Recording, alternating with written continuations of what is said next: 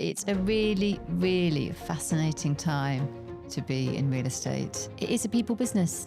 It is a people business. I really, really believe that people being together is a better thing. Do you think technology has a part to play in the customer experience piece? Of course it does. I think it includes everything. It's not the tech that needs to mature. I think it's how it's used. AI is not a panacea for everything. It is a tool that can be used as badly as it can be used as well.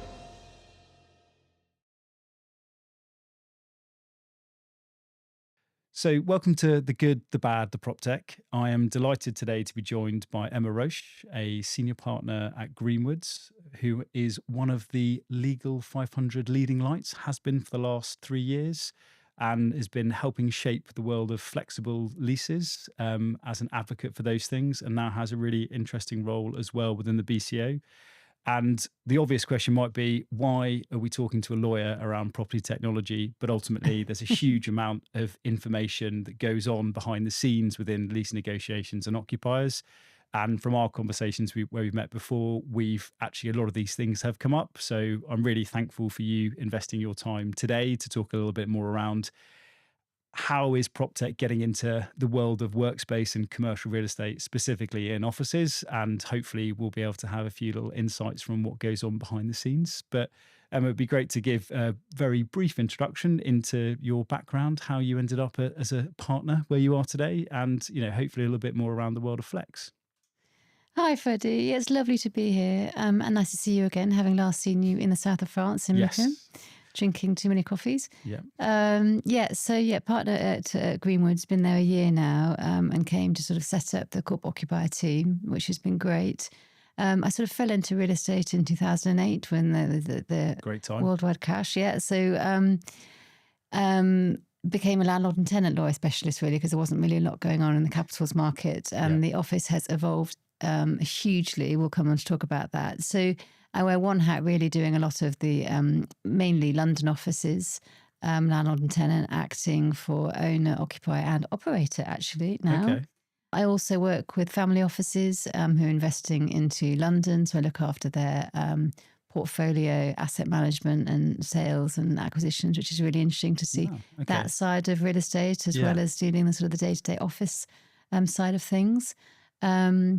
It's quite exciting, Freddie. So I'm working with the BCO and we're forming a committee, which is imminent, so hot off the press. Fantastic. Called the Customer Experience Committee, or CX Committee, which I'm fortunate enough to be chairing.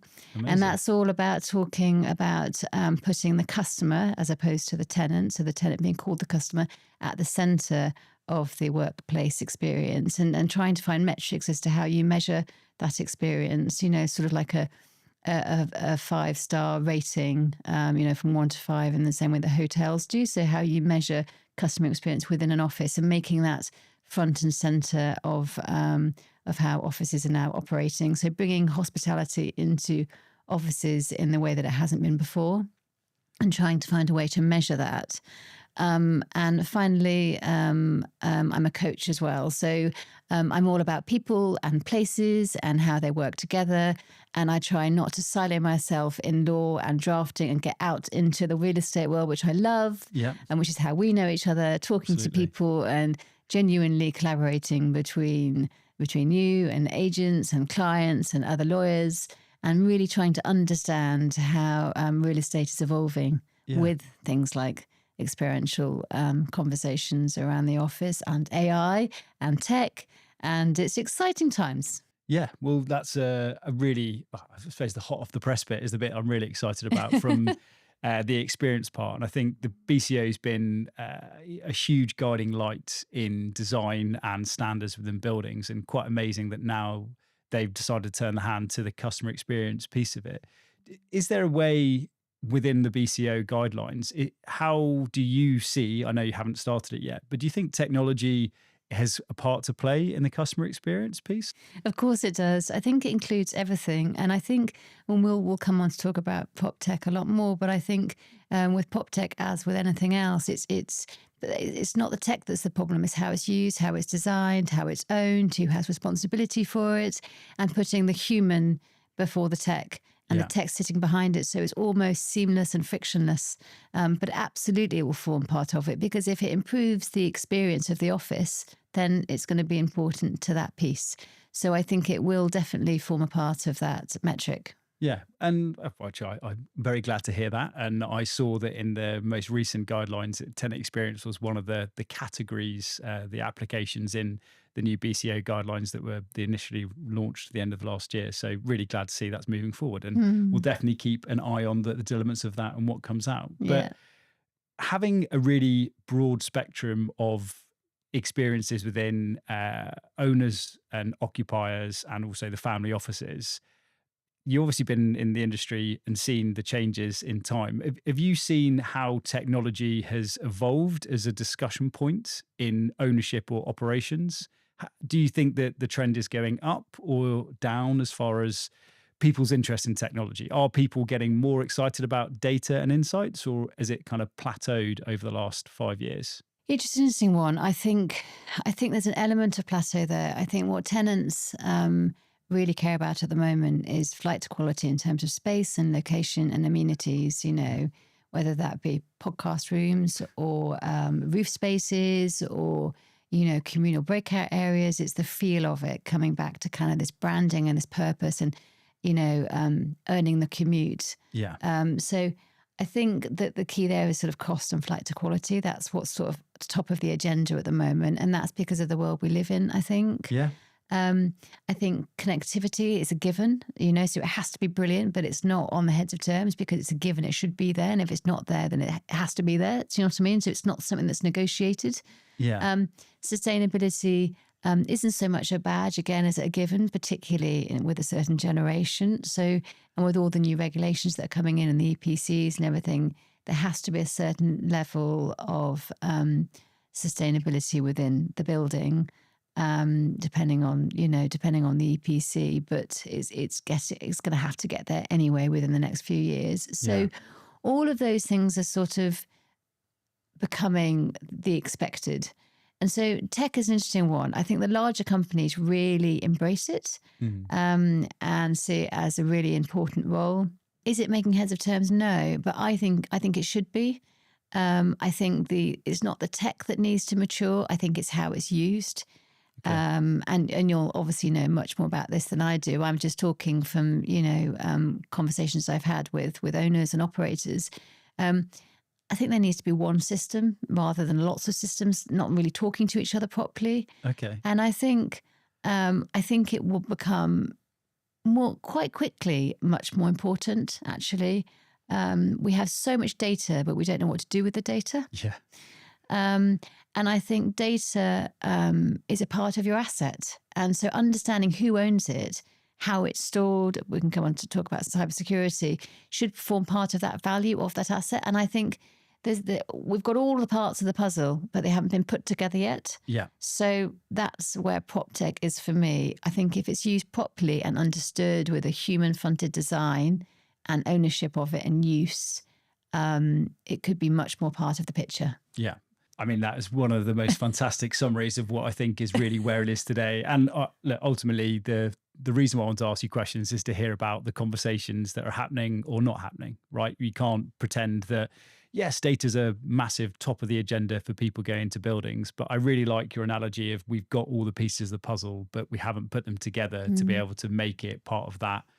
You very quickly turn to the decision-making process of going amenities within a building and connectivity being a given and sustainability being a given. And it's sort of those two things. Sustainability can potentially be technology, can be data to evidence that is sustainable or not. But how you translate from an accreditation into a software platform, Yeah. into a data insights piece, that means that in your heads of terms discussions, someone's asking, do we have a energy management system, as opposed to do we have my favorite ESG credentials within a building? Yeah. So I suppose that maturity we talk about, do you see the role being put on the owners to articulate what they've embedded in a building? Do you see it that the agents should be advising the occupiers, or do you see it the occupier should be asking the questions in reverse. So it's one of our questions of who should be leading the innovation. Is it the owner, the operator, or the occupier or customer, as I probably should call them? The obvious answer is it's got to be collaboration, hasn't it? Supply and demand, and if tenant wants it, if end user wants it, then the landlord, the owner, the freeholder should be delivering it. Yeah. Or the operator. So with managed leases now, you have the freeholder, you have the operator, and then you have the tenant. So depending on what sort of lease you're going for. So I think it's got to be informed by the end user. But I think, and this is where you'll come in and your expertise, I think, will do supremely well over the coming years, is that we don't really know what we want. We know that we want it to be easy. We know that we want it to be frictionless. Yeah. I'll talk a bit about managed space and why it's becoming so popular, because it's easy and people are happy to pay for things to be easy. Yeah. In the way that you can get an Uber and your meal delivered in an hour. People are happy to pay for that convenience. Yeah. We're moving into a different generation. So I think with PropTech, it's just understanding what it is that we want. We know that we want to understand utilization of space and usage of electricity, aircon, air quality, all that sort of thing. But it's understanding what that looks like, and in a meaningful way and an easy way. Yeah. To the end user. And then the landlord, if it's gonna improve the value of the building or let the space more quickly, is going to be on board with it, because it just means that they get the return on their investment more quickly. So I think the question is, what do we want it to look like in the building? Yeah. And being presented with that. And I'm sure that conversation will come up as and when we start our committee meetings with the CX team.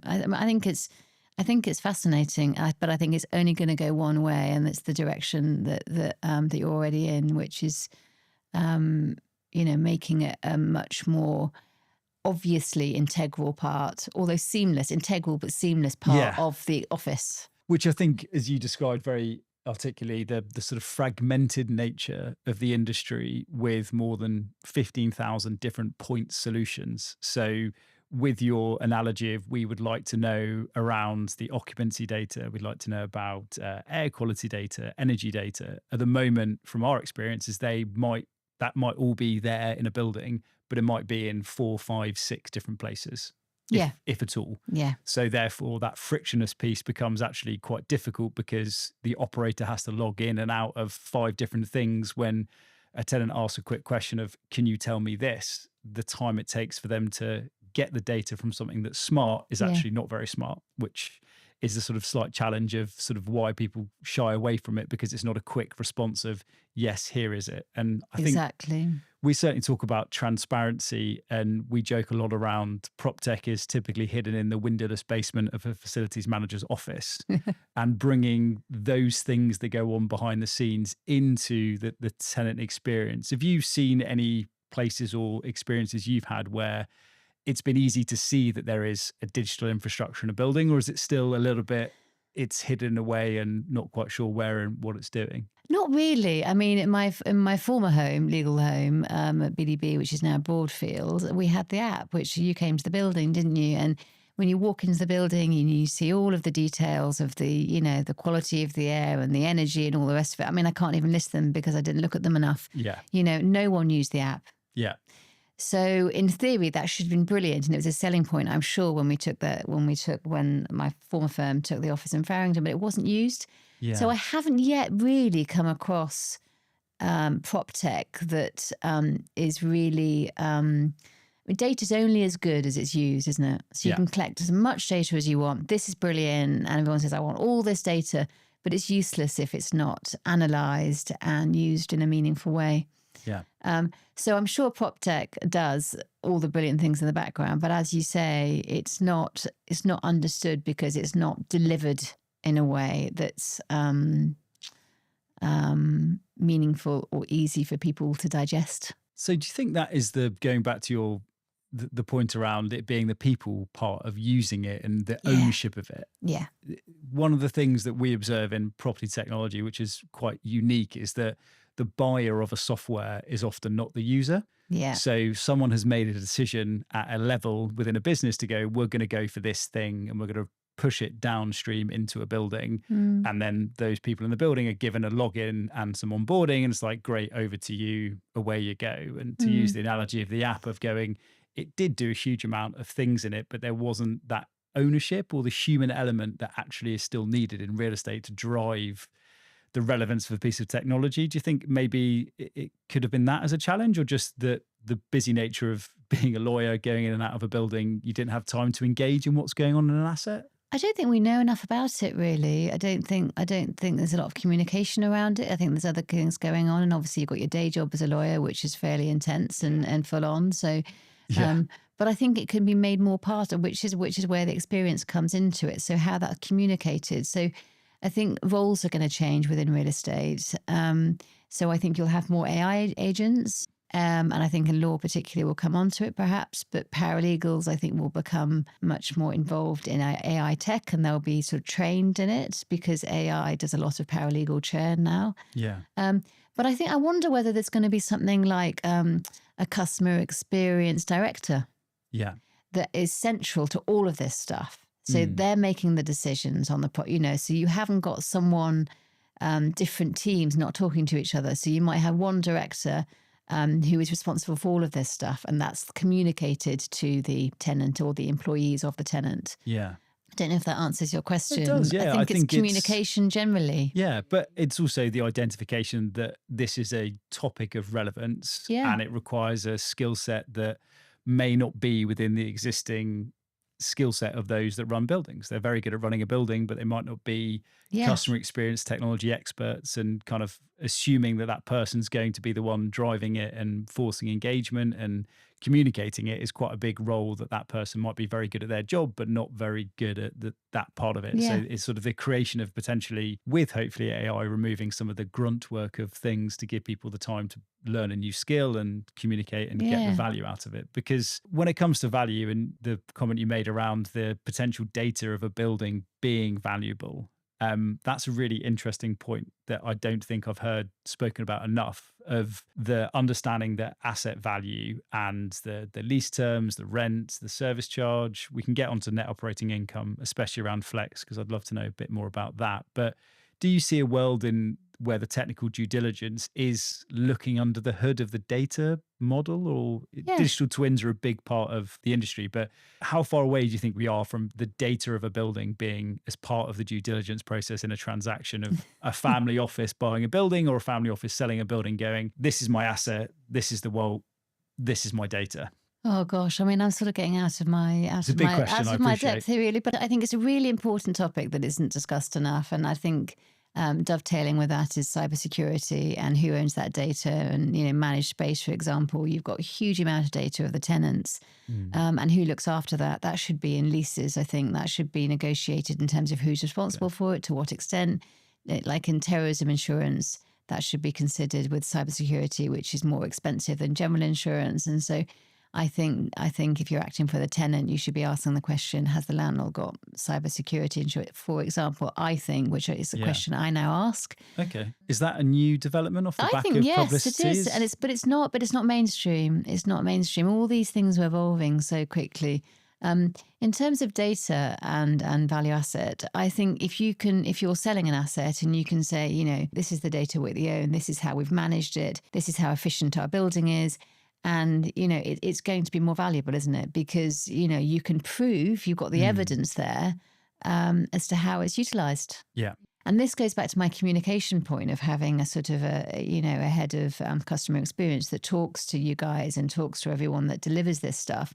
They can say to their, 25-year-old employee, the air quality today is ace. Yeah. And it's talking their language. And I think, if you can put that into a very brief, purpose-driven, branded brochure about the office, and how we've really used it and how we've used the best tech, but we've actually communicated it will go to value, because that will sell. So anything that sells something more quickly will help. But I think we need to think now about data as being part of that, and we don't.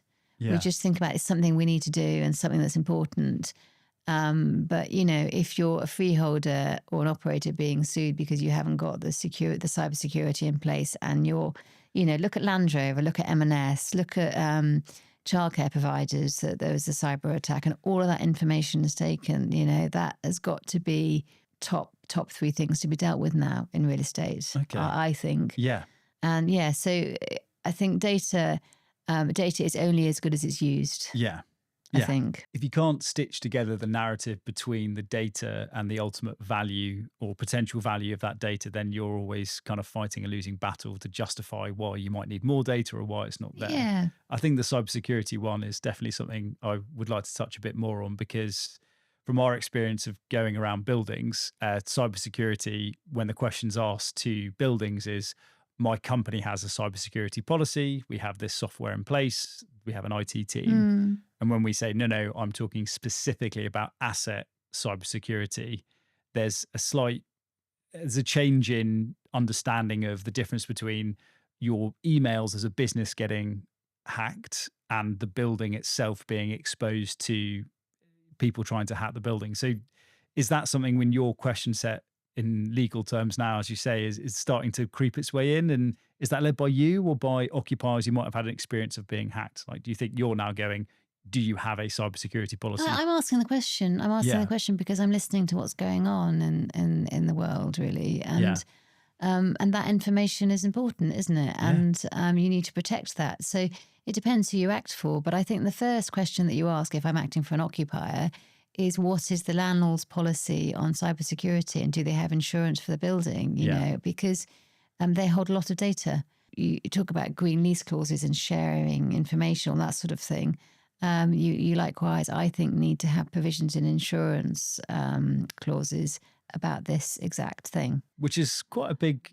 Do you think that's a big shift change in a conversation that wasn't happening 5 years ago to one that will continue to happen more and more in the next 5? It's a really interesting time to be in the office world for so many reasons. We don't have the cellular offices anymore and the corner offices. When I was a trainee, you'd have the partner that was a million miles away. You might sit in their room if you were lucky enough and listen to them. Their screaming phone calls or books being thrown across, which doesn't happen anymore, maybe internally, but certainly not externally. Yeah, okay. You certainly didn't have the nice breakout wellbeing rooms that you have now, and the roof. Perhaps you had the roof terraces, but you didn't have anything like what you have now and what certain generations expect in an office. So it's changed beyond recognition. I think you had some flexibility before COVID. One day at home perhaps, and then you obviously had COVID. And then I was doing podcasts about how the office was not dead and it would come back. And now it's absolutely coming back, and we're starting to see mandated, 4 days a week. But I still think there's a blur in terms of the expectation of what people think they can get and what they can get, and how that's going to maybe, I don't know whether it's going to turn into the absolute 4 or 5 day in the office. I genuinely, as a coach, I really believe that people being together is a better thing. And the office is so much. I mean, it sounds very cliche, doesn't it? But those small talk, that understanding and seeing someone in a meeting rather than being on a Teams call.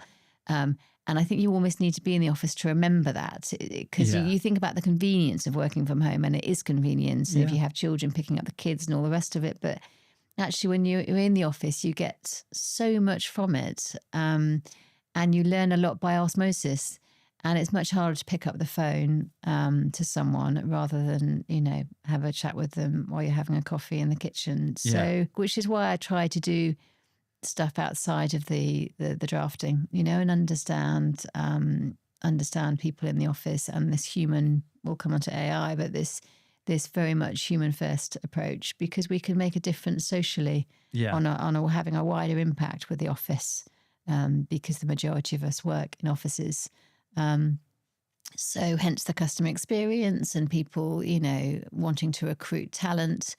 The better the office is, the happier the people are, and they work, I guess, much more efficiently and part of a happier team. If you get that stuff right. And from that, lovely, I suppose, a love letter to the offices and how important they are. And having been an office agent for almost a decade, you're definitely preaching to the converter when it comes to the value of office space and being around people and learning. And I think the interesting part of the generation of work now is we have one of the broadest spectrums of age demographic in the same workspace, who have a hugely different need and requirements for it. So when it comes to trying to tailor and design workspaces to accommodate the 19-year-old who might be an AI narrative native versus a 60-year-old Yeah, who very true. is still learning what AI is, but is the least interested in it, is trying to figure out how you merge those together as a thing that I'm glad I'm not an interior designer as far as those challenges come. The comment around the number of days in the office from a technology perspective is still my bugbear about commissioning of buildings being turned 100% on at 7 o'clock in the morning, run 100% and then turned off. I think we need to get into a normal place where a building is able to adapt to how it's being used, as opposed to the turn it on, hope everyone comes in, turn it off. I think that's even a pre-pandemic wasn't a reality of how we use spaces. But I think around the earning the commute, which obviously we've spoken about before, and the landlords looking to amenitize spaces and picking and choosing when you have a long list of things you could do in a building, and whether it's wellness rooms, meeting rooms, roof terraces, I don't know, gyms now as well, the new one coming in, and technology potentially being on that list of factors. When it comes to what you think is the earning the commute part of it, you can be honest here as well, is where do you see technology sitting in that roster of the amenities that a landlord should be offering? If you're going down a list of a shopping list of, it's got a gym, it's got meeting rooms, it's got end of trip facilities, and it's got a digital experience. Do you see that at the bottom? How do you think it sits in the world of importance, the digital side versus the physical? It's funny, isn't it, with the digital, because you don't see it. So it's to be good. To be good, it's got to be seamless and frictionless. So it's almost like it doesn't exist, but it's really crucial to it being there. Do you know what I mean? So you don't you get a feel of a well-being room, or you get a feel of a roof space, but I mean, it's fundamental, isn't it? It's absolutely key. But I think it's again going back to my point about how it's communicated and what it does, being really clear about how it's helping. So just saying PropTech and digital, where is it? It's almost going underneath that a bit more and trying to understand what it is. We all know that it monitors space and, and all that sort of thing. But I think if it's, I think it's just got to be less opaque. And I don't know quite how that happens, and it will happen because it has to happen. With the speed at what the speed at this is evolving. But I think it's not the tech, it's how it's designed, used, communicated.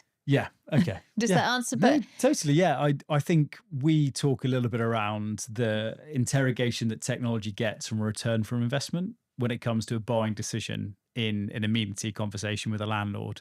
And we've seen us fight tooth and nail to get an innovation tech stack into a building. And then there's a change of, actually, we're now going to build a gym, which costs 5 times the entire technology budget. And I sort of said, did you approach the ROI interrogation of the software versus a very compact, expensive gym in a basement? And that's the thing between the tangible and intangible of the perceived value of an amenity that costs several £100,000 versus the actual value of an energy management software that will reduce your carbon and costs by 10, 20%.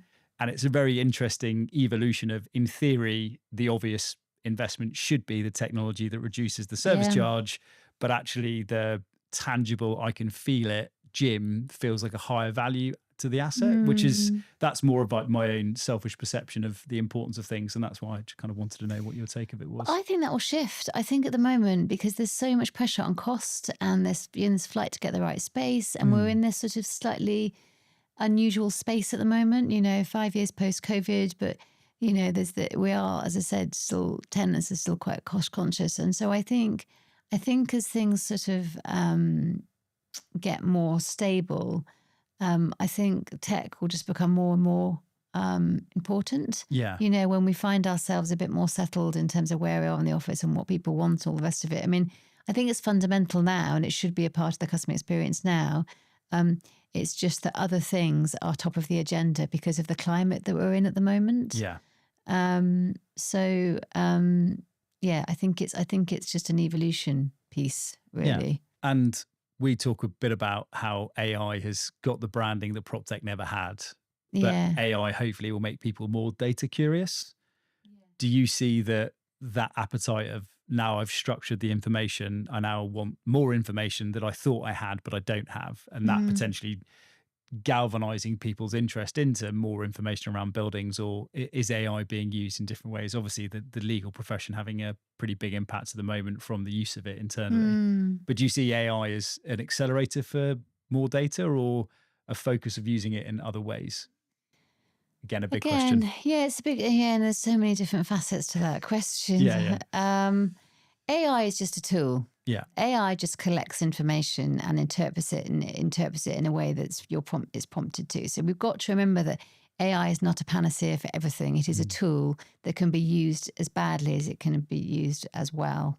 AI in the legal real estate world, it's kind of, I think it will polarize the sort of legal real estate world in that it can be used, I guess, for lots of low level, where you've just got a basically peopleless law firm, which is all online. Yeah. And it's all chat boxes and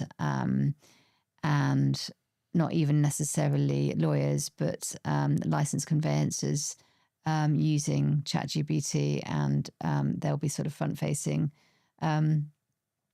And that'll be low level, first time buyer, residential, lower end property, I guess.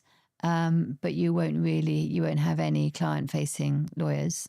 So you won't have any of that human first, human to human piece at all. So there'll be that, which will be very affordable. But there'll be no nuanced thinking. It'll be very simple deals. You'll then have law firms that really embrace AI, and AI is used to do, the reporting, the basic title due diligence. But you'll have the lawyers that, where it's more complex, have to do the thinking. They have to do the nuanced thinking that AI can't do. And you'll also have the lawyer that's client facing with the client. So if you're buying in residential cases, a property worth millions, I think you're going to want that nuance and that lawyer, and again, that experience and that people first, human to human approach. Yeah.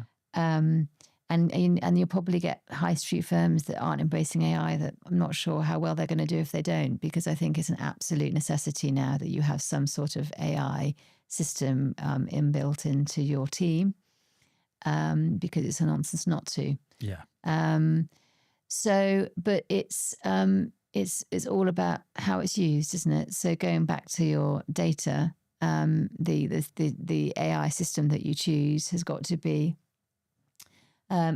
easy to use, but it's also got to be prompted in the right way by the right questions, by the right lawyers. It's also got to be checked. Because it can make things up. Because it can make things up. It can hallucinate, but it can also get the wrong end of it. Do you know what I mean? So it's not necessarily wrong, but the interpretation isn't quite right, if that makes sense. So everything has got to be read by a lawyer.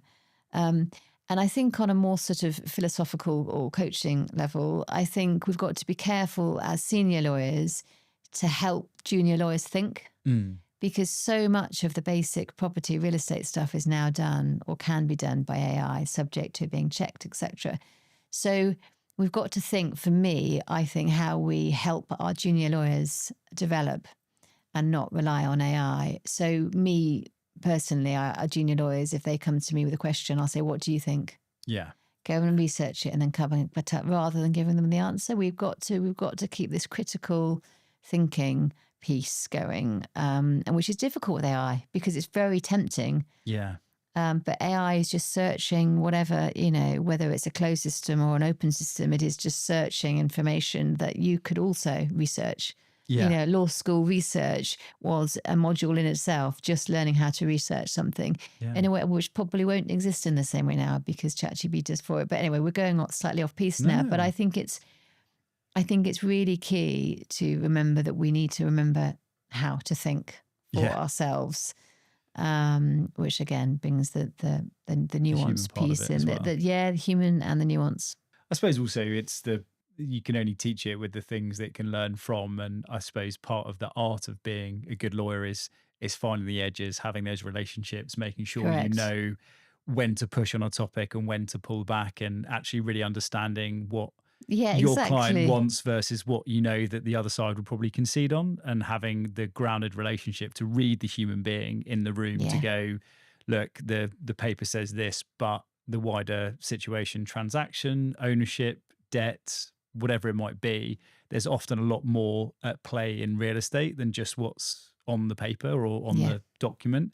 And that's, I suppose, where I still see the need for the wider context that a human can provide, but not an AI platform that doesn't understand that there's a lease renewal coming up on the third floor of this building. And if they can close this deal, that will help them, which drives the Mm. value, which helps them sell the asset. Therefore, you know, your negotiation position is beyond just what is the piece of paper you're potentially arguing about in itself. Exactly. The commercial acumen, the Yeah. experience, the years and years of experience. Yeah. And I think you and I, who've both been in real estate for a long time, it is a people business. Yeah. It is a people business. And that's why I love it. That's one of the reasons I am a real estate lawyer. Yeah. I love physical buildings. I feel fortunate enough to be doing that in London, and I've worked on some really cool buildings or leased, bought some really cool buildings. But it's the people and the buildings, isn't it? Yeah. And as an industry, we're very much a people industry. And I think that applies with our clients as much as, the network Yeah. of the real Around. estate. Yeah. Yeah, The which is why ecosystem of it. MIPIM is so popular. I completely agree. AI doesn't have the 20 plus years experience of dealing with this stuff. Yeah. Having books thrown at them by your boss in the corner offices. Yeah, it wasn't quite me, but it was at the wall. Yeah. Yeah. As long as it yeah. wasn't you, that's the most important Yes. thing. Yeah. Well, no. And I like that. It's a nice segue into something that is obviously an important part of what's going on in the industry. And real estate's had a lot of AI impact on the value of what it's doing. And a lot of people are figuring out exactly what the right thing is for them to do it, and what's the right thing to do, what's the right application for it. And we're certainly seeing that as a bit of a challenge. And I think some people talk around the defensibility of their role and their job to AI. And it's certainly something that we look at ourselves of going, how long is it until you can employ an AI agent to be your PropTech advisor? And that's the interesting part of how much is transparently available and how much is still hidden behind knowledge, relationships, experience, and case studies and all that fun stuff, which are thankfully for us, we still feel is still a bit of a dark art enough where you need to have the knowledge and the scars sometimes of what products go well and what don't, and the understanding, I think, as you touched on earlier, the roles within the ecosystem of the owner, the operator, the occupier. Those things are never a simple answer of this thing works every time. But going back to one of the earlier things you said around having a centralized platform within, going back to technology, a centralized platform with everything in it, and how that can be, we call it the silver bullet of trying to find the one platform that does it all, and the search of those things to make it easier. Our take is that doesn't exist, and if we do find it, we'll definitely put all of our eggs into that basket and go, this is the solution. Do you think because of the fragmented nature of it, do you think because it's hard, it makes it too hard for people to really get their teeth into? Or do you think we have to still wait for AI to bring everything together, and that will be the part that makes it easy for people to buy into the innovation within buildings? I mean, I think this is your expertise, isn't it? Which is why you're you're very, one of the many things I love about you, Freddie, is you're very straight talking and you're honest and direct, and you really care about this stuff, and you really care about the kind of of the client, and have this passion for PropTech, which will serve you, which will serve you well in the coming years, because it's only going one direction. I don't know. I don't know what the answer to that is, and I understand it's the silver bullet piece. I don't know enough about the tech element of how you bring it all together. But I do think there's a communication problem between freeholders, between operators, between tenants, between what they actually want. So with AI, everyone jumps on the AI, as they should in my world, because you're going to be only going backwards if you don't embrace AI. But you do need to ask, what do I need AI for? You have to ask really fundamental questions. And it's the same, I guess, with PropTech, isn't it? And then communicating that to people that are using it. And how their day-to-day experience can be improved by using it. Or you say, is this just about the building? In which case, we're just looking after the freeholder and and giving them the information about how the building is utilised and how we can save X, So Yeah. a kind of a real example was a big client, big blue chip client, who I think we've spoken about it before, actually, who turned around, their break was coming up, and they said, unless you retrofit, PropTech in so we can understand how we're using our building. And this was purely down to the sustainability piece and them wanting to actually live and breathe ESG rather than just to have the badge of honour. We're breaking our lease, Wow. and they broke their lease. So the tenant didn't, the landlord rather, decided not to. But it was a deal breaker for them. And it was a huge letting, their big centre headquarters office. Yeah. So that's an example of where it was absolutely fundamental to that tenant. And as I said, them sort of living and breathing these sort of qualities and wanting to understand how the space was occupied. That seems mad to me. Yeah, what, that the landlord didn't? The landlord would not embrace an intervention of technology to support a blue chip occupier wanting to stay in their building. Yeah, I mean, there was different things going on, whether it stood up financially or not. But the point being that it matters so much to the tenant that rather than stay in the building they've been in for 10 years and happy to stay. Yeah. And I think there was a contribution, but at the time from the tenant, etc., to do it. So yeah, I think it was a decision that the landlord later came to regret, if we put it that way. But yeah, I can imagine. That's a real.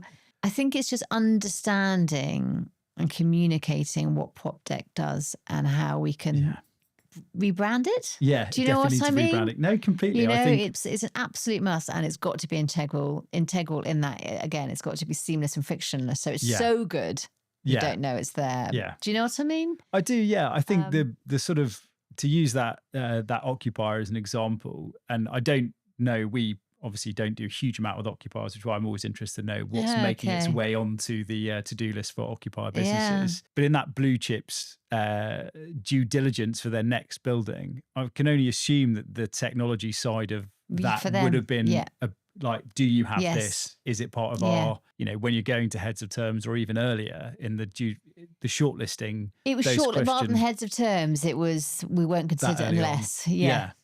Is that a more commonplace now? Was that a one-off for a blue chip that's well advised and mature versus an SME? And I'm going to go on to the flexible part of it because I think we have to talk a bit about that too. Do you think that's a unique one-off, or do you think it is a consistency that tenants will start to ask about the due diligence of what a building has and what it doesn't from a tech perspective? I think it does. I think it probably does form part of the DD actually, but I don't think it's top of the agenda. Yeah. So I think it's probably more than a nice to have, in a way that connectivity is an absolute must, and all of these things. But I think it's very much on the agenda. Yeah. But I think it's just going to become more and more of a must-have. Do you think that might be something to do with not knowing the right questions to ask? Yes, I do, and I think that you'll start getting the FOMO. I think as it gets more popular and people are less concerned when the market stabilizes a bit. Because as I said, we're still in slightly uncharted territory with what's going on. There's a lot of flux going on. But I think when the likes of you guys continue to do what you're doing, and tenants and landlords are talking to one another about what tech is doing and how it's being communicated, it's going to be, well, I need to have that. Yeah. Do you know what I mean? Yeah. In the same way that AI is doing. And cyber. Yeah. So I don't know. I don't know. I don't know if it's about branding or about communication. I think it's integral, but it just needs a shift. Yeah, a branding positioning to make it from, And you're the man to do it. Well, or the man to keep doing it. Yeah, well, I hope to keep banging the drum. We talk a bit about you can't buy what you don't know exists. Exactly. And so then you can't write in a due diligence survey of, I'd like to know if the building has these things, if you don't know those things are actually a product. Yeah. So how you inform the businesses to ask the right questions, help those in the buildings to go, actually, yes, we have all these things, or, oh God, no, we don't have any of them. We probably should go and get them, because if you're the first person to ask, it's only a matter of time before the next person does, the next person Yeah. does. So that will galvanize, we hope, innovation going forward, which might be led by the occupiers more so than the operators. But Yeah. But I mean, I guess the freeholders, the value point, isn't it? It's the value. So I think it affects every single level Yeah. depending on the question that you're asking. yeah, And a question ultimately will be, what are you missing out on when you don't have it? Yeah, we have spoken with a few people around somebody has to go first, whether you include the data within the asset in the sales particulars or the data room when you sell a building or a portfolio, or whether you are an owner buying a building requesting access to the data. It sort of feels like somebody has to go first, whether it's I'm including the data because I believe it has an impact on value to increase the value of my portfolio to, prospective people that haven't asked for it. Or if you're a shrewd buyer going, if you don't have this data, it's not the only thing a part of it, but if you don't have this information, then I'm going to devalue your building. And someone has to go first. And at the moment, kind of both of them pointing at each other going, well, if you ask me, I'll find it. If you don't ask me, I probably won't find it. That kind of thing. But that's my own take on it. But it's a nice thing to have, isn't it? So if you're selling something and you're saying this, it has this, and we've collected the data, and the building does this, it's going to help sell it. Yeah. So even if it doesn't go to value, it will help its saleability potentially. The marketing part of it. Yeah, and I think to use our experience in other sectors, so in student accommodation specifically, the net operating income is the value of an asset. So demonstrating that you have software that optimizes your net operating income is a very clear value driver. And there are case studies where businesses have said our portfolio runs at X% more efficiently than other buildings, which means you're.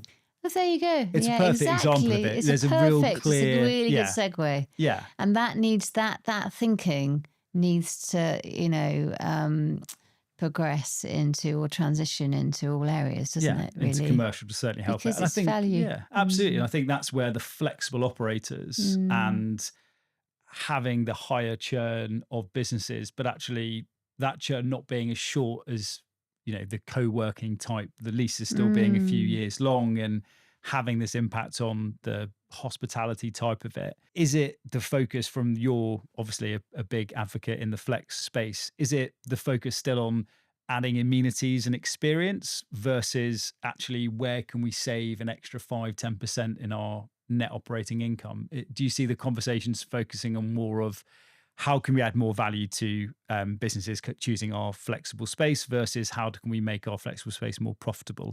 I think it's been led by experience. Yeah. Okay. And I think it's been led, and it's interesting, like the Law Commission are moving with the managed space. So they're talking now about, having a lease contracted out of the Act has to be less than 6 months. Okay. And they're now talking about making that 2 years. So it's really moving now with this evolution in managed space. Okay. So, so in simple terms, you can enter into a lease for 18 months and not contract it out, and it won't get security of tenure. So you won't have rights of renewal at the end. So the law is moving with this managed space. I think it was originally experience led. Again, I'm not the expert on this. I'm the lawyer that does the drafting. But in my experience, with the Crown Estate and GPE, and then I think what followed is this net.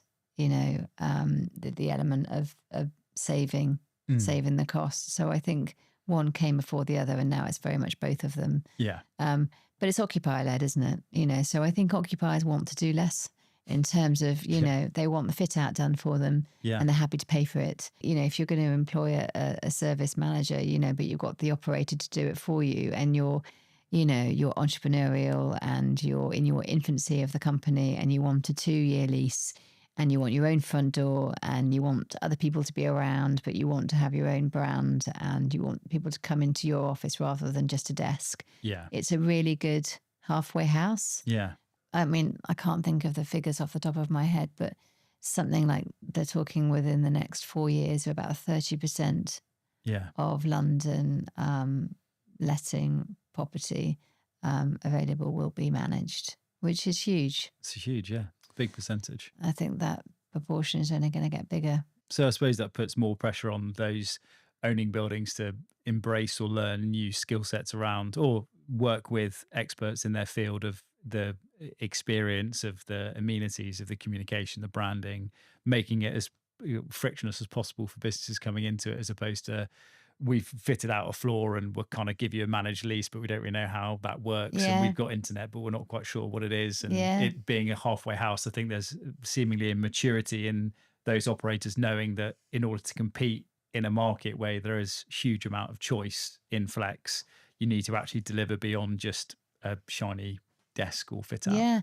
And tech's more important than ever in that space, isn't it? Because you've got multiple occupiers and it's with one operator potentially, and, and the operator can bring it together, I guess, in a way that when it's all single individual tenants with one landlord, it's a different, complete different operating model. Yeah.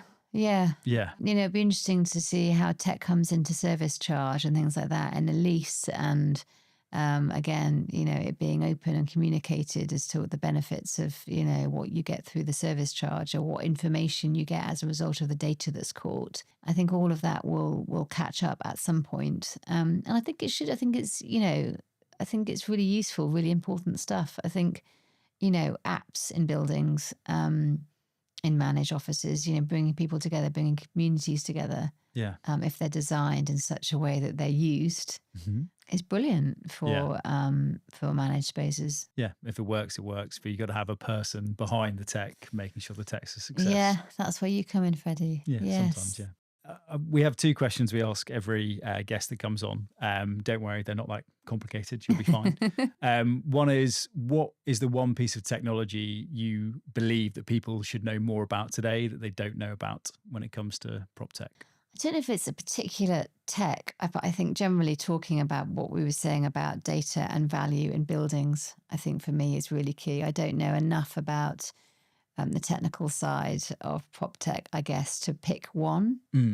But I think it's all key. But it's communication for me, and it's understanding that data ultimately forms part of the value of that asset if it's done properly. Yeah.